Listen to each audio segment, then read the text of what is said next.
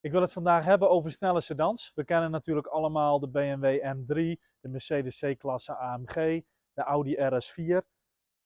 Maar er zat natuurlijk relatief weinig concurrentie in die klasse. En nadat Lexus de beste luxe auto ter wereld had ontwikkeld, namelijk de LS, zagen ze ruimte om een concurrerend model te ontwikkelen in de klasse van de snelle sedans. Nou, wat wil je dan? Je lichtste chassis, in dit geval het IS, combineren met je zwaarste motor, zijnde een V8. Nou, vervolgens heeft Toyota in samenwerking met de Formule 1 afdeling van Yamaha een V8 motor ontwikkeld met heel veel vermogen. Die hebben ze vervolgens gecombineerd met het chassis van de IS. En daarmee was de ISF geboren. En met die auto ga ik vandaag rijden.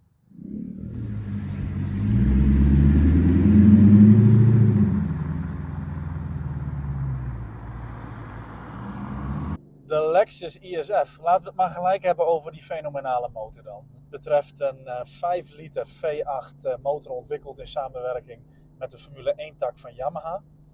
420 pk, 500 Nm koppel.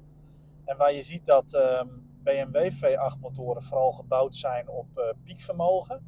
Mercedes heel erg op koppel, de AMG motoren. Merk je eigenlijk dat deze motor daar wat tussenin zit. Hij heeft zowel koppel als nog een beetje extra piekvermogen bovenin.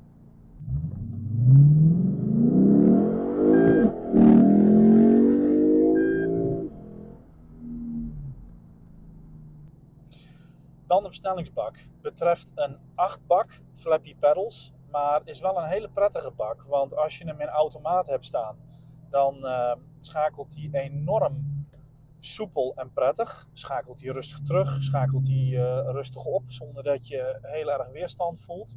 Maar zet je hem in sportstand en rij je wat agressiever, ja, dan wordt die bak ook heel erg snel in zijn schakelen. In de snelste stand een tiende van een seconde. Ik zal hem even intrappen. Ja, schakelt gewoon ontzettend snel. En vooral in vergelijking met BMW's. Ja, daar ben ik nooit zo'n fan van die BMW-bakken. Die zijn eigenlijk, vooral als je niet vol vermogen rijdt, ontzettend oncomfortabel. En je merkt heel erg dat ze schakelen. Nou, wat dat betreft is deze bak veel intelligenter. En met 8 versnellingen eigenlijk ook overal ontzettend snel.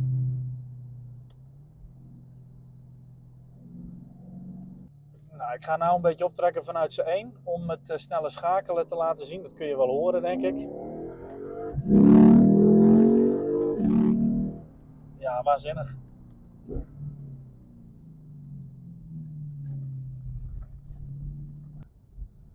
Met betrekking tot het interieur. Nou, Japanse auto's zijn over het algemeen ietsjes conservatiever qua interieurs. Lopen vaak toch wel een beetje achter in vergelijking met de concurrentie uit Duitsland. Het voelt wel allemaal heel erg degelijk en goed gebouwd. Er zitten wat carbonaccenten in het zilver.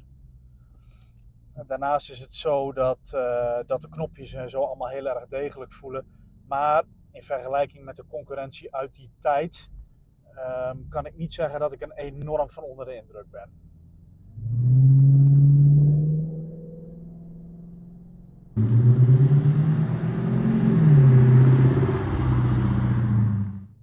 Volgend interessant punt om te vertellen is natuurlijk hoe verhoudt het onderstel zich in vergelijking met de Duitse concurrentie vooral. Nou, ik moet eigenlijk zeggen dat hij redelijk strak is, maar niet strak dat je enorm oncomfortabel in die auto zit. Hij is op langzame snelheid niet erg stuiterig en ook niet op hoge snelheid wat je soms hebt. Als je te strakke dempers hebt, dan zit je echt constant stuiteren in zo'n auto.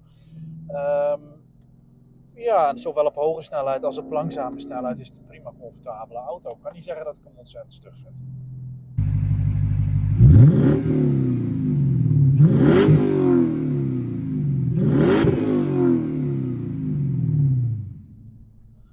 Ja, en dan het stuurgevoel. De auto stuurt enorm strak. Er zit een elektrische stuurbekrachtigingspomp op. Ik moet zeggen dat het me niet stoort. Hij is precies, maar wel zwaar. Ja, het stuurt absoluut zwaar, dat wel. Maar ik vind dat niet storend, gezien het karakter van de auto, het type auto, het vermogen. Dan is het ook gewoon van belang dat je goed gevoel hebt met de voorwielen.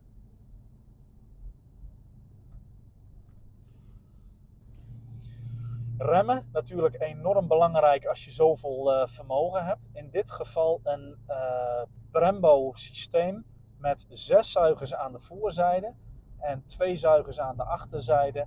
En daarmee kom je absoluut geen remkracht tekort.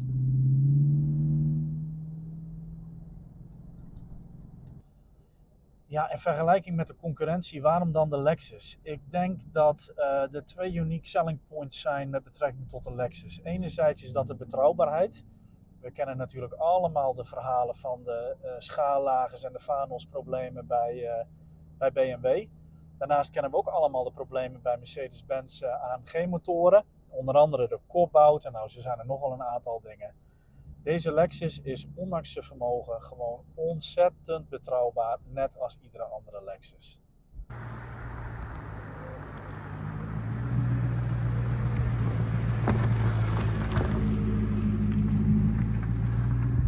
Deze auto valt natuurlijk een stuk minder op dan de traditionele Duitse performance sedans. Maar als je nou een hele betrouwbare auto wil, waarmee je gewoon ontzettend veel snelheid en plezier kan ervaren, zonder dat je heel veel onderhoudskosten en gedoe hebt, en vooral als je niet te veel op wil vallen, nou, dan is dit absoluut de auto voor jou.